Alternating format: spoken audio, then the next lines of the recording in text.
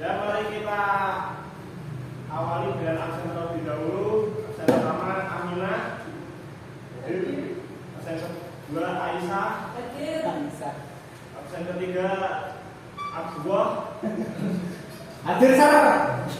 absen keempat Siti Fatimah, absen kelima Tiara, absen ke-6 Ulia. Alhamdulillah pada pelajaran hari ini semuanya benar semua ya. Ya, pada pelajaran hari ini kita akan membahas materi tentang motivasi belajar. Nah, sebenarnya materi ini tidak hanya untuk siswa saja, juga untuk saya juga, karena saya juga jarang belajar. Nah, langsung saja masuk ke materi. Materi yang pertama adalah pengertian motivasi belajar. Motivasi belajar merupakan suatu energi psikologis yang dimiliki oleh hal yang digunakan sebagai pendorong, penggerak, dan pengarah perbuatan dalam suatu aktivitas belajar yang menimbulkan perubahan tingkah laku sebagai hasil dari pengalaman atau latihan untuk menggapai tujuan pembelajaran. Jadi motivasi belajar itu penting dalam kita mengemban ilmu atau menuntut ilmu. Kalau kita tidak ada motivasi untuk belajar, sama saja kita sia-sia ketika kita menuntut ilmu. Selanjutnya materi yang kedua adalah faktor-faktor yang mempengaruhi motivasi belajar. Yang pertama ada cita-cita atau aspirasi siswa. Cita-cita atau aspirasi siswa ini sangat berpengaruh karena jika kita memiliki cita-cita, maka kita akan mempunyai keinginan untuk melakukan hal tersebut. Nah, yang kedua adalah kemauan siswa. Walaupun kita mampu melakukan itu, jika kita tidak mau melakukan, maka itu juga akan sia-sia. Jadi kemauan siswa itu juga sangat mempengaruhi motivasi belajar. Yang ketiga adalah kondisi siswa. Kondisi di sini yang dimaksud adalah kondisi fisik, rohani maupun jasmani. Dan selanjutnya adalah kondisi lingkungan siswa. Kondisi lingkungan siswa adalah kondisi di pergaulan, keluarga, dan pertemanan. Itu juga sangat berpengaruh. Jika kita di rumah dengan orang tua tidak dididik untuk terus belajar, maka kita akan lepas. Yang terakhir ada unsur-unsur dinamis dalam pembelajaran. Unsur-unsur dinamis dalam pembelajaran yang dimaksud adalah siswa memiliki perasaan, perhatian, kemauan, ingatan, dan pikiran yang mengalami perubahan berkat pengalaman hidup. Selanjutnya adalah kiat-kiat membangkitkan motivasi belajar. Ini untuk saya sendiri, untuk guru. Yang pertama adalah membantu mencintai mata pelajaran. Yang kedua, membantu menemukan makna dari apa yang kita pelajari. Yang ketiga adalah menggunakan metode pembelajaran yang tepat dan beragam. Seperti saya ini contohnya menggunakan PowerPoint. Yang keempat adalah menjadikan siswa sebagai peserta didik yang aktif. Yang kelima, memanfaatkan media seoptimal mungkin. Yang keenam, menciptakan kompetisi. Yang ketujuh, mengadakan evaluasi secara berkala. Yang kedelapan, sampaikan motivasi secara langsung. Dan yang kesembilan adalah bermanfaat akan sosial. Selanjutnya adalah kiat membangkitkan motivasi belajar untuk siswa. Yang pertama ada bergaul dengan orang yang bersemangat belajar. Contohnya bergaul dengan saya. Yang kedua, buat target yang ingin dicapai. Contohnya saya ingin mendapatkan ranking 1 ketika semesteran. Yang ketiga adalah menunda kesenangan. Yang keempat, buktikan pada orang-orang bahwa Anda pintar. Yang kelima, atau waktu belajar. Untuk yang membuktikan pada orang-orang bahwa Anda pintar itu bukan berarti aku loh pintar, itu bukan. Tapi dengan cara kita menunjukkan prestasi tanpa harus menyombongkan diri, mendidik, belajar bersama dengan teman-teman ketika teman-teman tidak bisa, dan lain-lain. Selanjutnya adalah fokus 5 menit. Fokus 5 menit adalah belajar fokus walaupun itu cuma 5 menit. Dan stop atau start di bagian yang menarik agar kita memiliki motivasi untuk belajar. Yang selanjutnya singkirkan atau menjauhi dari gangguan. Contohnya kita menjauhi teman-teman yang sering menghambat kita untuk belajar. Ketika kita belajar ada teman datang malah mengajak kita untuk bermain atau bermain game atau apa itu dijauhi.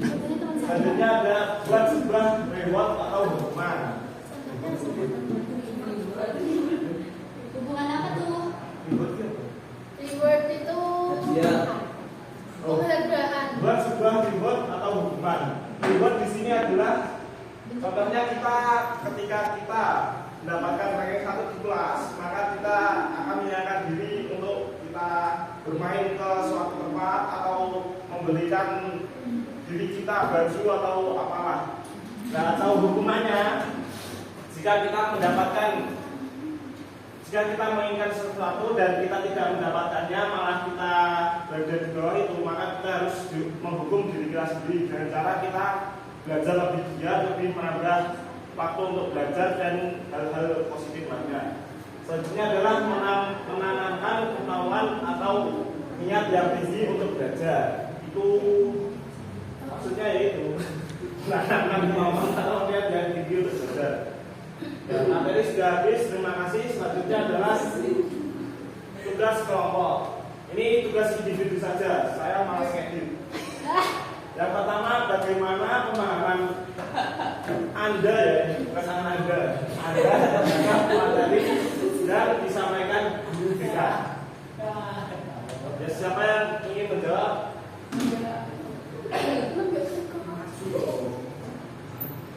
Saya jawab oleh Pak. Oh ya, silakan Mbak Ayu. Pemahaman saya terhadap materi yang disampaikan sama Bapak. Jadi Bapak menjelaskan tentang motivasi. Faktor yang mempengaruhi juga. Yang pertama berarti dalam belajar kita butuh motivasi. Yang mana motivasi itu meliputi dari faktor. Salah satunya adalah faktor cita-cita. Jadi cita-cita adalah merupakan salah satu faktor yang sangat diperlukan dalam siswa untuk dia belajar.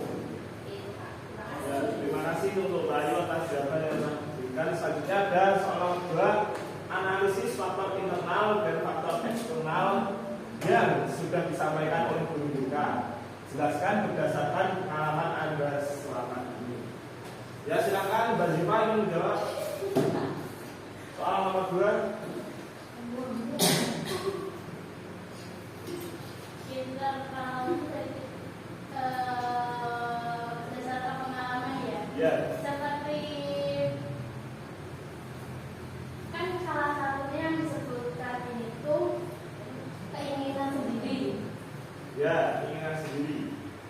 Kalau dari pengalaman saya seperti saat pelajaran penjas, saya kan tidak terlalu suka pelajaran penjas. Ya. Dan situ saya nggak ada semangat buat melakukan kegiatan tersebut. Faktor eksternal Dorongan dari teman-teman, contohnya, wah matematika itu sulit atau apalah, itu salah satu contoh. faktor eksternal.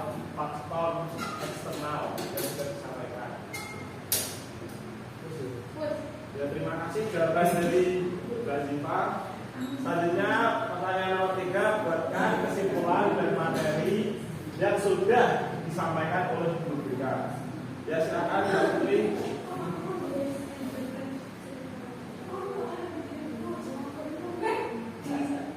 Pernyataan pertanyaan nomor 3 ini hampir sama dengan nomor 1 karena ini kesimpulan dan ini pemahaman.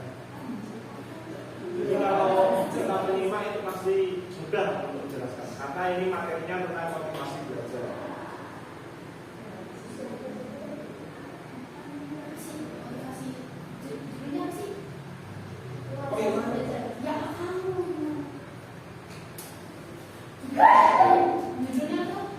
Motivasi belajar. Baik, isinya saya akan menjawab pertanyaan nomor 3, yaitu kesimpulan